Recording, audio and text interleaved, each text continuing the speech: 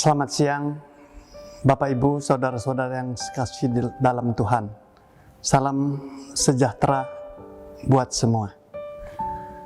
Nah, pada kesempatan siang ini saya ingin memaparkan tentang kasih Tuhan. Adapun nats firman Tuhan yang akan saya baca terambil dari surat Paulus kepada jemaat Roma, pasal yang kelima, ayat 6, 8 dan 10. Demikian bunyi firman Tuhan. Karena waktu kita masih lemah, Kristus telah mati untuk kita orang-orang durhaka pada waktu yang ditentukan oleh Allah. Ayat yang ke-8, akan tetapi Allah menunjukkan kasih-Nya kepada kita oleh karena Kristus telah mati untuk kita ketika kita masih berdosa. Sebab jika kita ketika masih seteru diperdamaikan dengan Allah oleh kematian anaknya, lebih-lebih kita yang sekarang telah diperdamaikan pasti akan diselamatkan oleh hidupnya. Bapak, Ibu, Saudara-saudara kekasih dalam Tuhan, gerangan apa yang membedakan kehidupan orang-orang Kristen dengan orang-orang yang lain?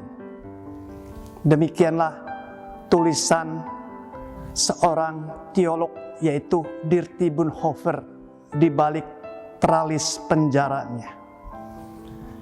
Beliau mengatakan yang membedakan akan orang Kristen dengan orang lain, yaitu hadirnya kasih Kristus pada orang-orang percaya.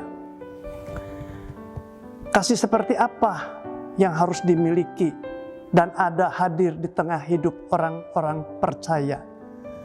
Tentu bukan kasih eros yang bernuansa kedagingan, yang bernuansa romantis, yang penuh dengan segala pembawaan emosi, sebentar sayang, sebentar indah, sebentar marah, sebentar busuk atau buruk. Juga bukan kasih seperti kasih storge, filia, kasih kemanusiaan yang bernuansa kalau engkau mengasihi aku mengasihi engkau. Kalau engkau baik pada aku juga baik. Tetapi kalau engkau jahat padaku, aku akan lebih jahat. Tentu yang membedakan pada orang Kristen harus memiliki kasih Kristus, bukan kasih eros, bukan kasih filia atau storge, melainkan kasih penuh pengorbanan, kasih yang tanpa pamrih, kasih yang sungguh-sungguh telah terwujud di atas kayu salib, di atas salib Kristus. Kasih seperti apa atau gerangan apa yang terjadi sebenarnya di dalam salib Kristus?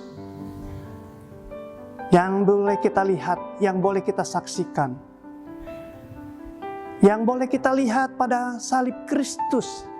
Di sana ada pengorbanan yang sungguh-sungguh dikerjakan, penuh kesadaran, penuh kerelaan.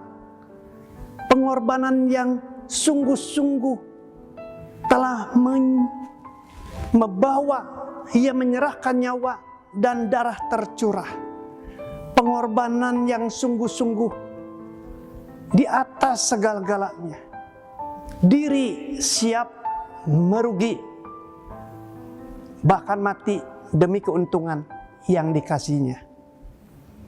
Gerangan apa yang terjadi dan bisa kita lihat di dalam salib Kristus itu? Di sana kita lihat adanya suatu ketaatan. Ketaatan dari seorang putra Allah Yesus Kristus kepada Bapa di surga. Yang sekalipun ia harus menanggung segala siksa penderitaan yang tak terkirakan demi kasih-Nya, demi ketaatannya, ia tetap tempuh sampai naik di kayu salib. Gerangan apa yang kita boleh lihat di dalam salib Kristus itu? adanya peperangan habis-habisan. Ia mengalami suatu keberatan-keberatan yang tak terkirakan. Manakala ia yang tidak bersalah, yang tidak berdosa, harus digiring, diejek, didera, disiksa, dimahkotai duri untuk naik ke kayu salib. Itu peperangan yang habis-habisan. Tetapi karena kasihnya kepada manusia, ia tuntaskan peperangan habis-habisan untuk memenangkan kuasa maut, dipatahkan, kuasa maut dikalahkan. Sehingga barang siapa yang percaya kepada Tuhan Yesus, terjadilah suatu mujizat perubahan, bisa diselamatkan. Gerangan apa yang boleh kita lihat pada salib Kristus? Yaitu terjadinya pengampunan atas segala dosa manusia. Di sini terjadi bukan Kristus Yesus toleransi dengan dosa, bukan. Melainkan terjadinya pengampunan, dia telah menjadi juru damai. Dia mati di atas kayu salib, mendamaikan atas segala permusuhan antara Allah Bapa di surga dan manusia berdosa. Didamaikannya oleh Kristus Yesus. Ini pengampunan terjadi secara kuasa besar. Manusia tak terampunkan lagi atas segala dosa dan segala perbuatan-perbuatannya. Tetapi anugerah besar Tuhan, Yesus mati telah memungkinkan dengan kasih-Nya pengampunan itu terjadi. Di tengah zaman yang semakin kita rasakan berat, pikulan demi pikulan yang kita terima semakin mendatangkan bobot tak terkirakan.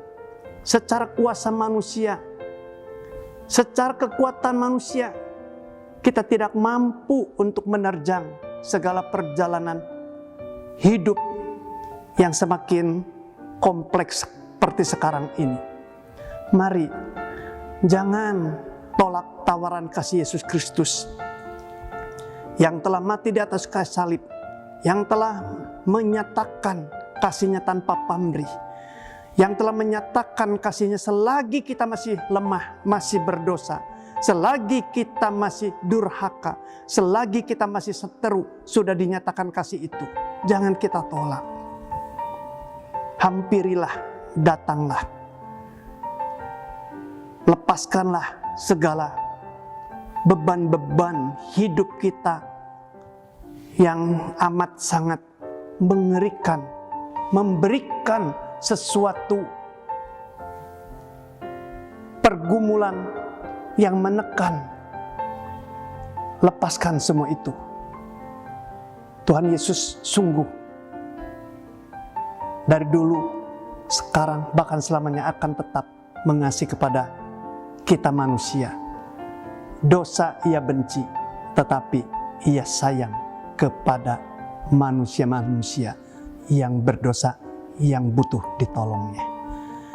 Kiranya kasih karunia Tuhan Yesus memberkati dan bahkan menginsafkan Bapak Ibu, saudara-saudara sekalian semua. Amin.